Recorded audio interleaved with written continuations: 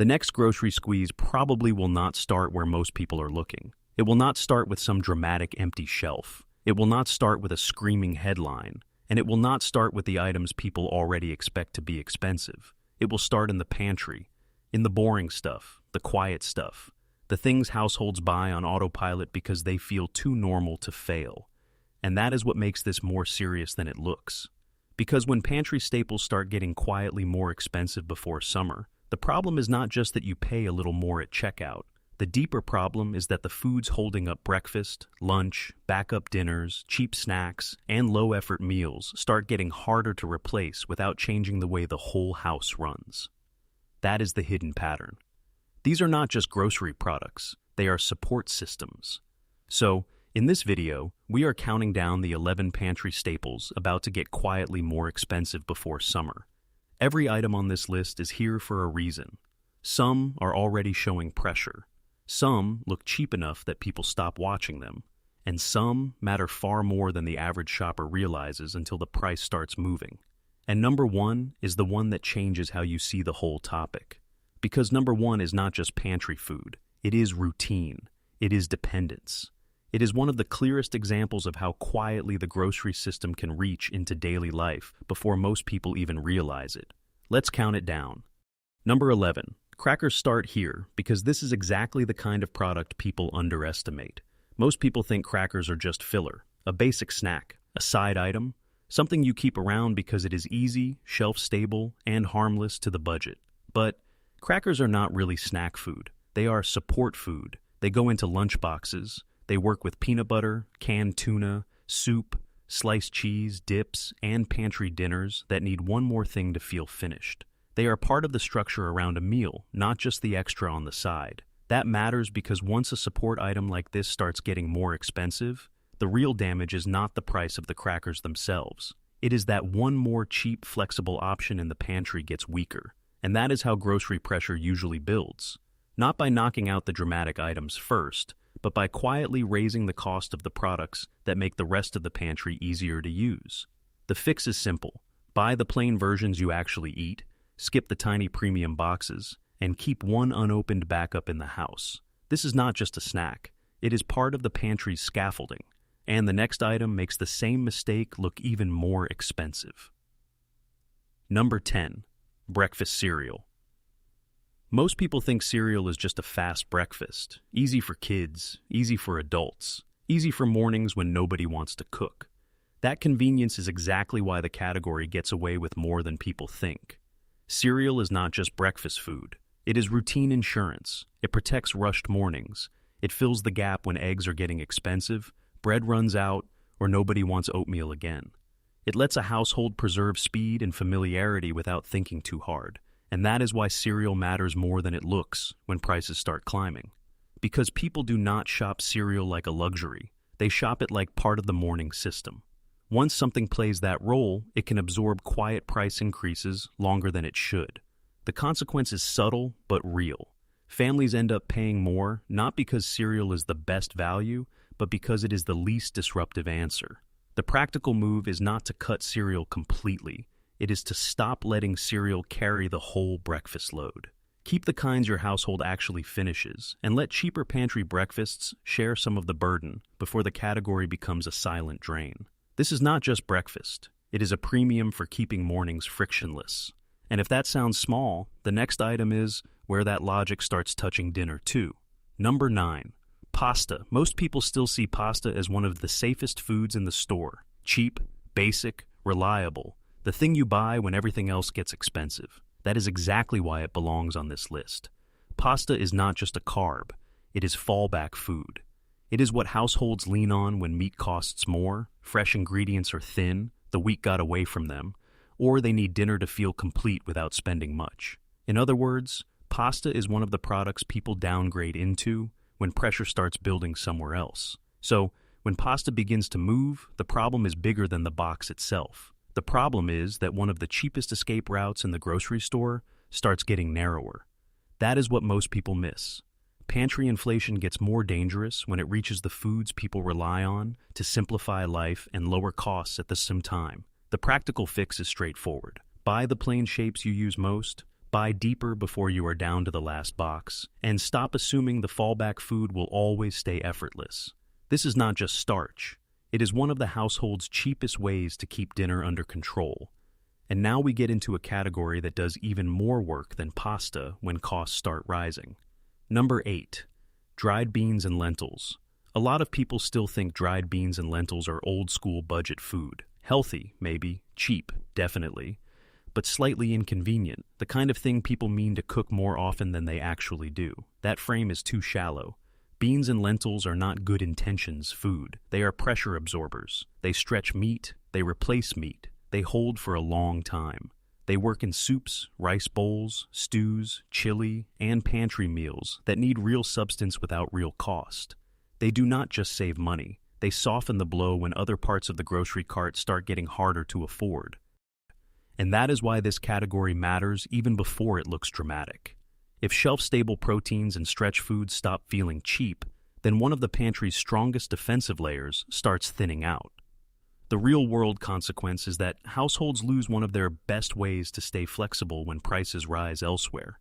The practical move is to buy more than one kind, keep them visible, and keep the seasonings and broth bases that make them easy to repeat.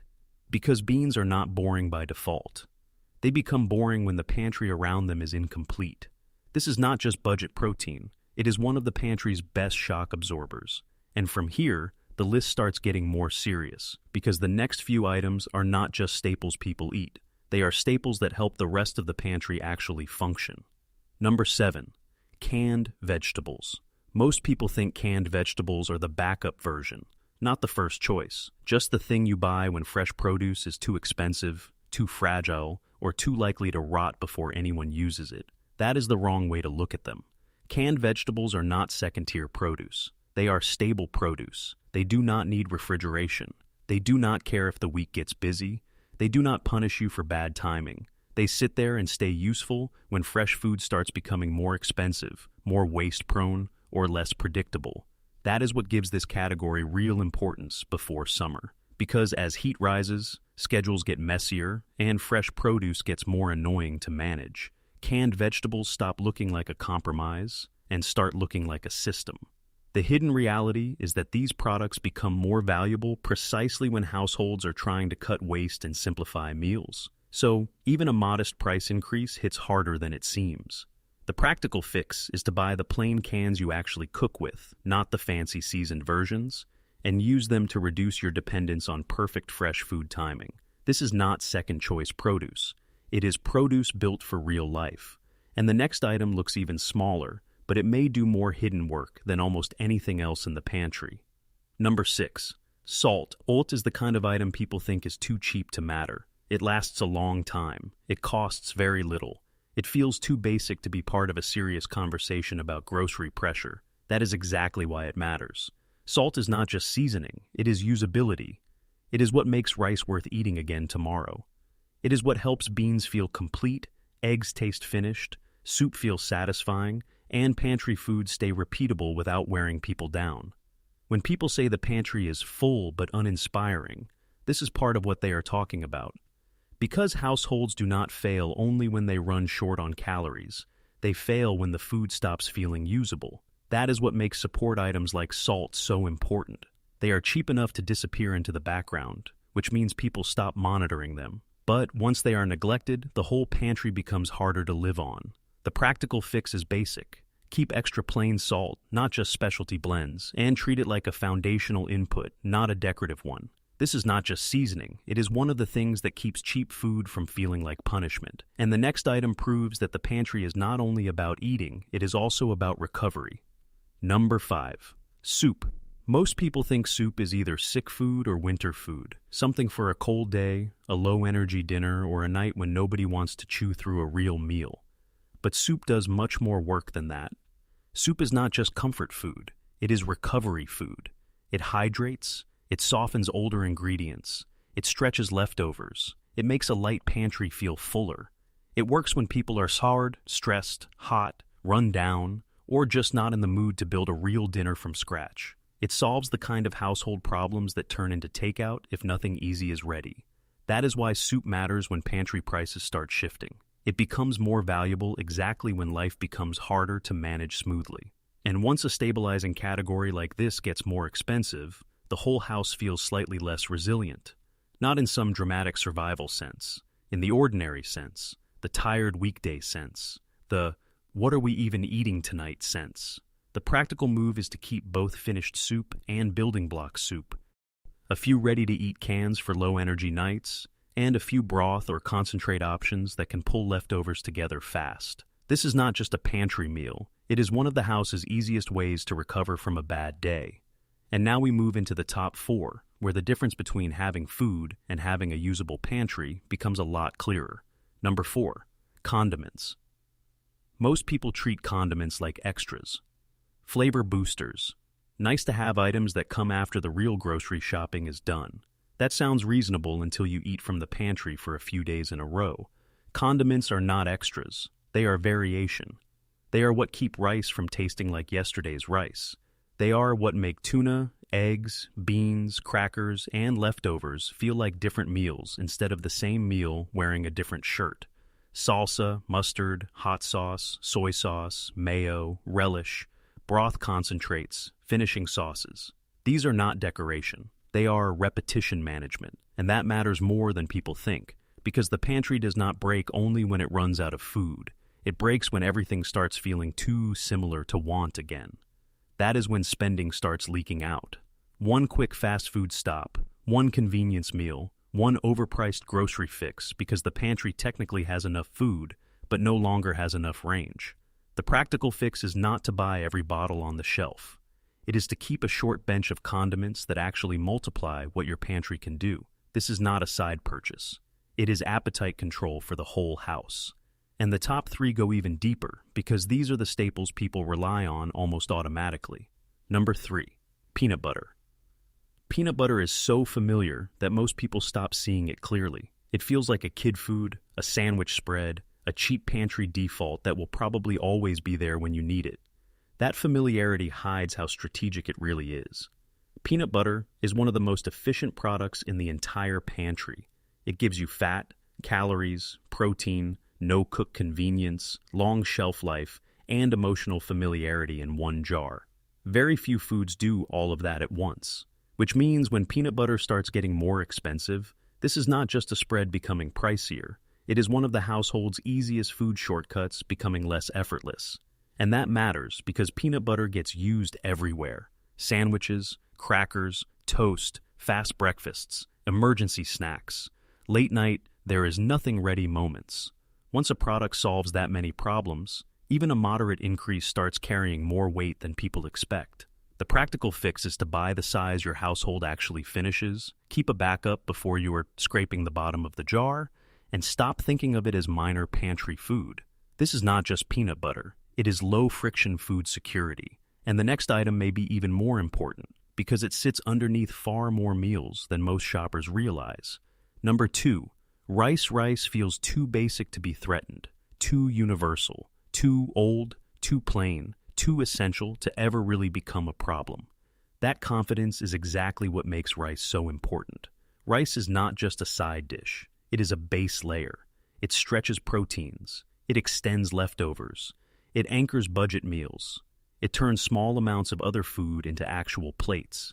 It is one of the simplest ways households keep dinner affordable without making it feel like obvious sacrifice. So, when rice starts getting more expensive, the issue is not just one staple moving up a little.